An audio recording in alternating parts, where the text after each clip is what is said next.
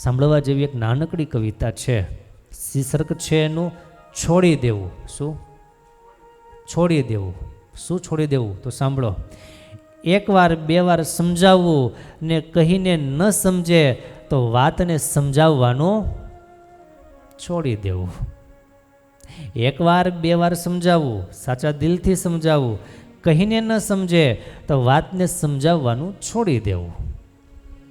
છોકરાઓ મોટા થઈ સ્વતંત્રપણે નિર્ણય લેતા થાય તો પછી એમની પાછળ પડવાનું છોડી દેવું. આટલું તમે બોલજો હવે.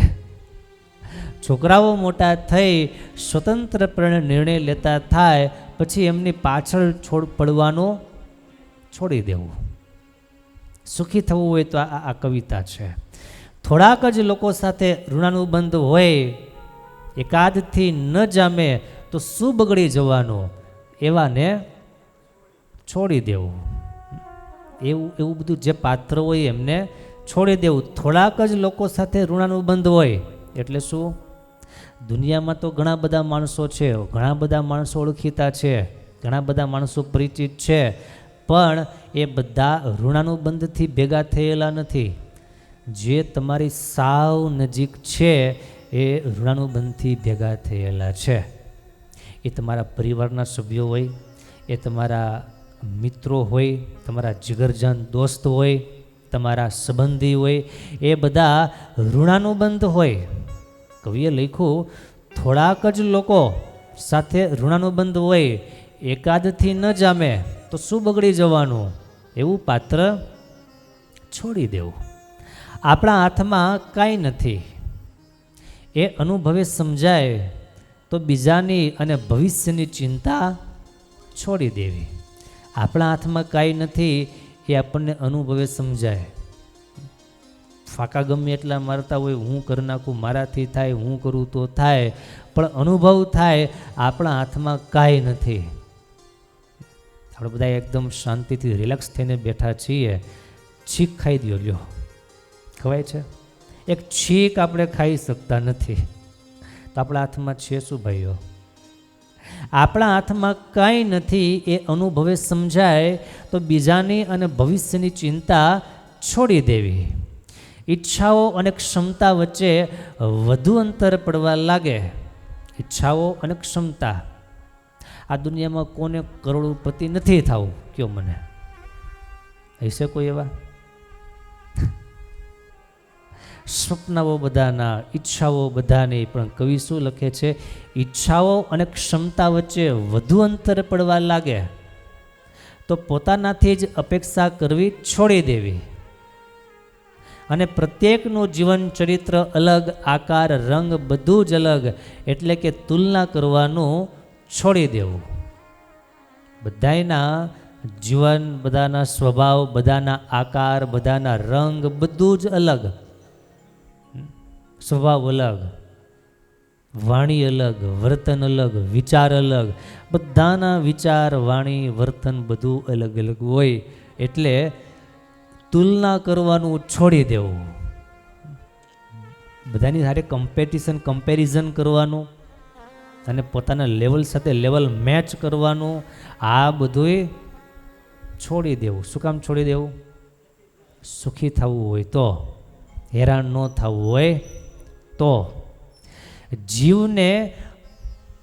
જીવને અનુભવનો ખજાનો આપી સંપન્ન કર્યા પછી, આ જીવને, આ લાઈફે અનુભવોનો ખજાનો આપી અને સંપન્ન કર્યા પછી રોજ જમા ખર્ચની ચિંતા કરવી છોડી દેવી.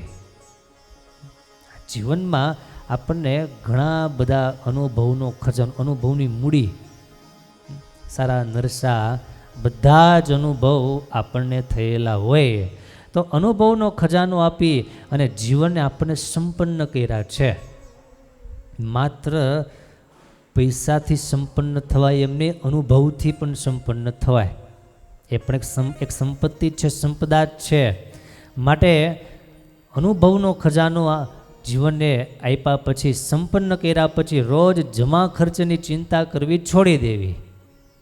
શું એ એમ જ હોય એમ સ્વીકારવું.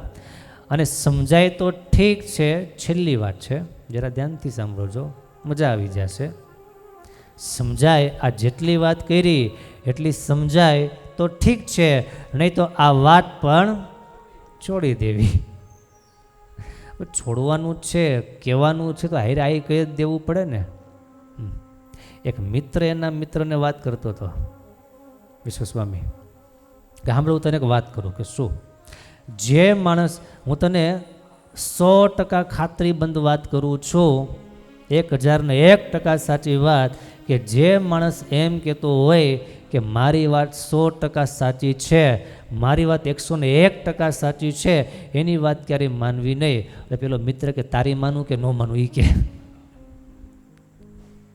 એણે શું કીધું?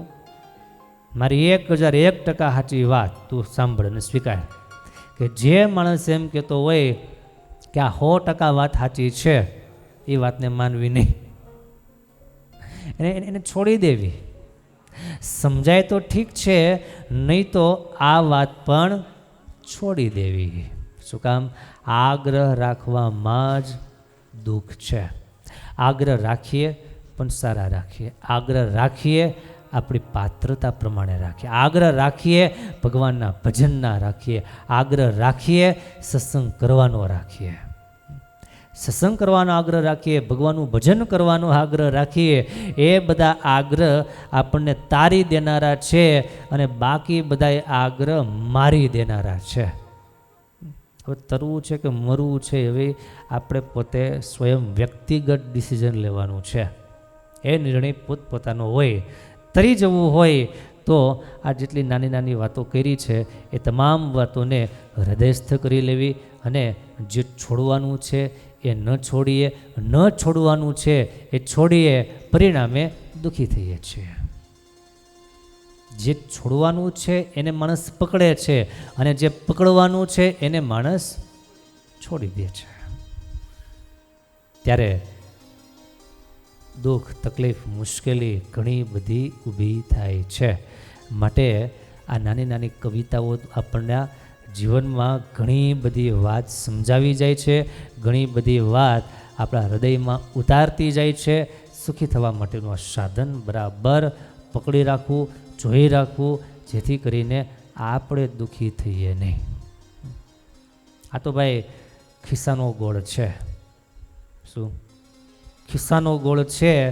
જેને ઈચ્છા થાય એ પોતે જમી શકે છે, એનો સ્વાદ લઈ શકે છે, એનો લાભ લઈ શકે છે. માટે આ બધી વાતો આપણા હિતની છે, આપણા કલ્યાણની છે.